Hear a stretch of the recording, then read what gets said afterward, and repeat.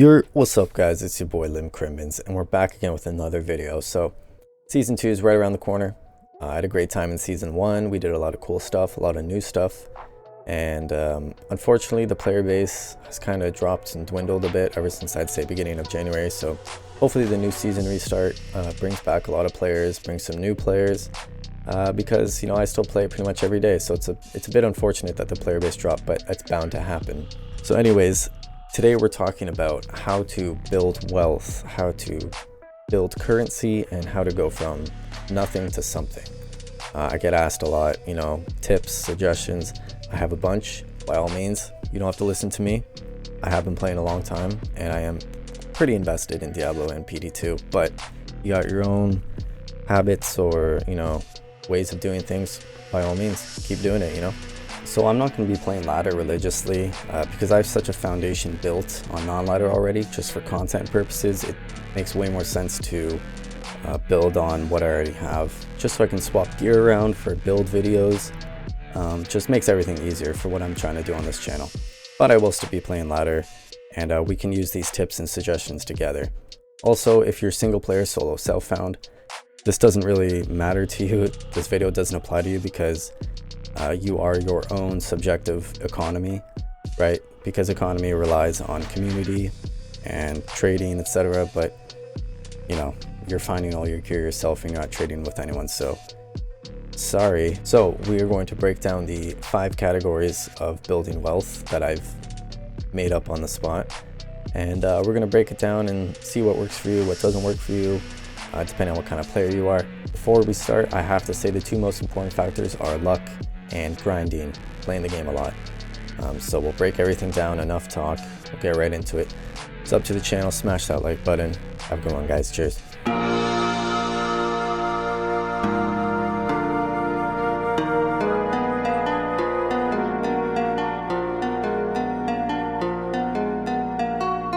So just to summarize, pick everything up. Everything has a value. Sell everything right away that you don't need. Make 2 characters and max them out before making a 3rd, and run T1 maps because it gives you good experience and you can find everything in the game. Alright guys, the 5 categories, let's jump right into it. So we have passive items, magic finding, corruptions, networking, and habits. So let's start with passive items. I call these passive items because they're not your main items, as in you don't wear them. And they're passive because you find them while you're searching for the main items. So examples, jewels, charms, gems, maps, essences, runes, stuff like that, right? So you find these all the time, especially in chaos, cows, maps. The more monsters you have, the more of these you'll find, right? The more items drop. So for example, gems are perfect. 50 perfect gems is a Mal rune, right? So that's 150 flawless. You can find that in no time, 1 night's work easily if you're doing those high density areas. Or you can use them to reroll GCs, which is another way of potentially getting a skiller, a nice lifer skiller, and making some more income.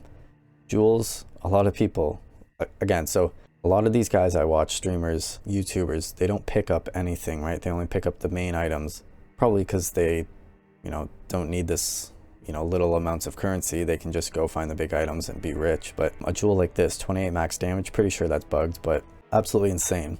37 ED, that's a Mal rune at least, right? Mal ist rune. These things drop all the time, right? I have a bunch that are a bit lower, but they drop all the time. Charms, magic find charms, lifers, I had a nice one in here, right there. 5 fast hair recovery, 11 fire res. That's a very nice charm. Don't know what it's worth, but people will definitely buy it. Even large charms sometimes can be useful. GCs, these are all 91 plus, which means that you can reroll them with over 40 life, 40 to 45 life. Makes them quite valuable. These go for about Mal rune to ist rune each, and you can find these off of Diablo, Bale, and I think map bosses and maybe other monsters in the map area. I'm not entirely sure. 13 all res, 38 gold find. You might think that's useless. Gold find barb might want this. There's a value for everything, and everything has a price, right? Like I said before, amulets, even magic ones, blue ones, right? You can roll it. It could be 3 to fire skills with a bunch of life on it, or 3 to fire skills with a bunch of magic find. You can then corrupt that. You can do whatever sell it as it is, corrupt it, you get what, +1 to skills. I mean, you're absolutely laughing, right? So anything's possible. At the beginning of season 1, I met this guy who paid me to give him my tier 3 River of Blood maps whenever I found them, right? Because I wasn't strong enough, I wasn't going to do them. But he was this, like, you know, high up guy, and every time he'd just give me an rune. You know, it was the easiest thing ever. As well, I also said essences. These drop from Andariel, Mephisto, Diablo, and Bale. Combine them together, you get these tokens. Each of these are worth a Mal rune each, right? You could literally do this the whole season and that be your income. You know, if that's what you want to do, you want to be the token guy, then so be it. Now, the point of these passive items is to sell them in bulk, right? So you could find a ton of runes. For example, people need soul rune and above to reroll maps. You could definitely sell someone 50 soul runes for I don't know what. As well with runes, you can upgrade them by combining them in groups of 3. So essentially you could turn a soul rune into an rune. It would take a while, but at the end of the day, you have an rune, which is an actual valuable rune. Now, next on the list is magic finding, and this is self-explanatory, but it's how you go about it as far as efficiency goes. So I prefer to magic find Mephisto if I'm going to do a boss, because he has a very high ceiling of drops, level 85. And as far as time to drop ratio, I think he has the best in the game. Now, if I'm going to do level 85 areas, I prefer to do high density areas like maps, Chaos Sanctuary, because if you do the pits aren't bad actually, but if you do ancient tunnels or Drifter Cavern, there's really not a lot of monsters, right? And a lot of the time is spent going to that area rather than chaos or maps where right when you start, you're good to go level 85 area. So as far as efficiency, those are way better to do, especially maps. You can find every item in the game. There's way more density. You can find all those passive items, and XP is pretty good. And as far as maps go, I do tier 1 maps because they have the best magic find I found. I don't know if it's statistically true, but everyone I know rates T1 maps way better. T2 maps are kind of just crap in everyone's opinion, and T3 maps are the best for XP and the second best for magic finding, but they're way harder to perform and complete. So just lastly, for magic finding, you can run keys and organs and sell those in bulk. That's really efficient. Nowadays, you only need 3 random organs to make Ura Tristram, so it makes it really easy to sell them in bulk. And keys, not a lot of people like running keys. It's very boring and takes a long time. So if you want to be that guy, by all means, you'll be cherished because people don't want to do it themselves. So keys are a very good option to make some side money, if you will. So the third category is corruptions and using Worldstone shards to corrupt items and give them additional stats or brick them. Now, you have a lot of options when it comes to Worldstone shards because you can collect them and sell them in bulk, kind of like a passive item approach. I don't suggest that because this is single-handedly the most useful item from potentially turning you poor to rich. For example, you could corrupt an item using one of these. Last season, I got a really nice Eth Reaper's Toll. I corrupted it.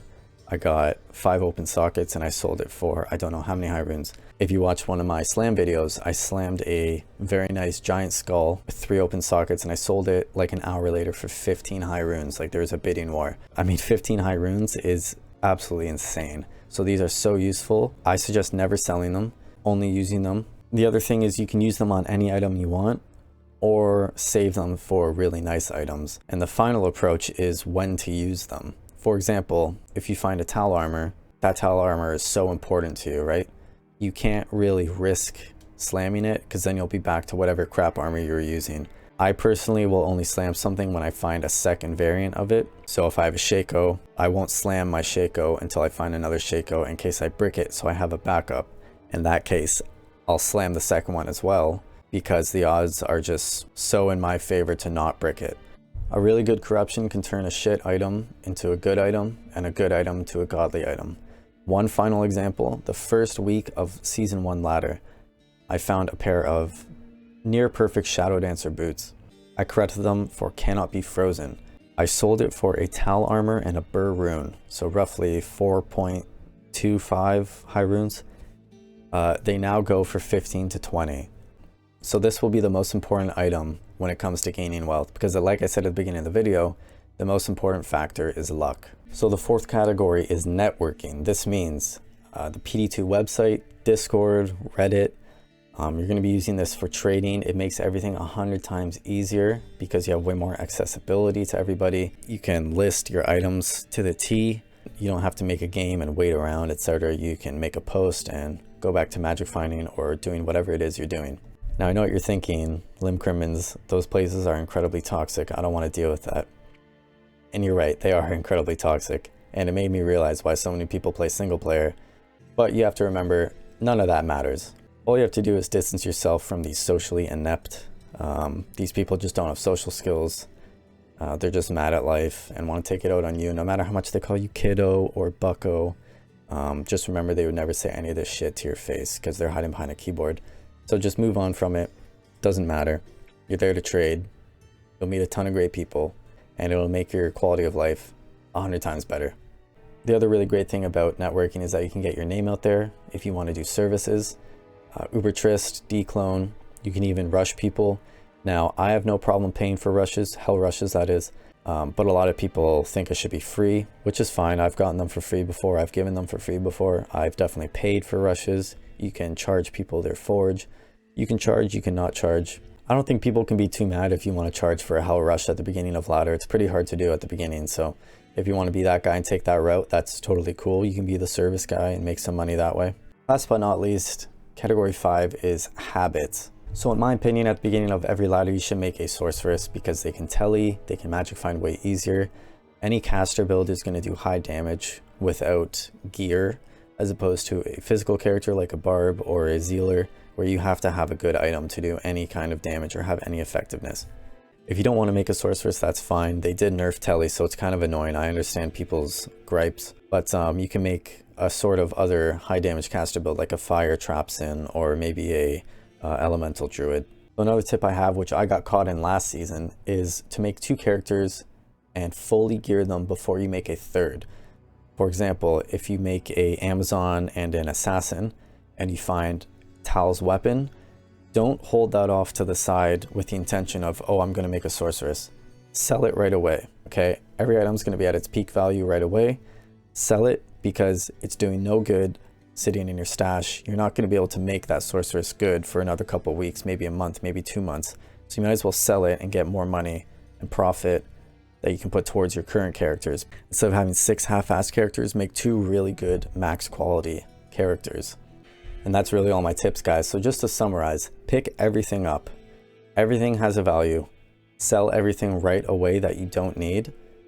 Make 2 characters and max them out before making a third.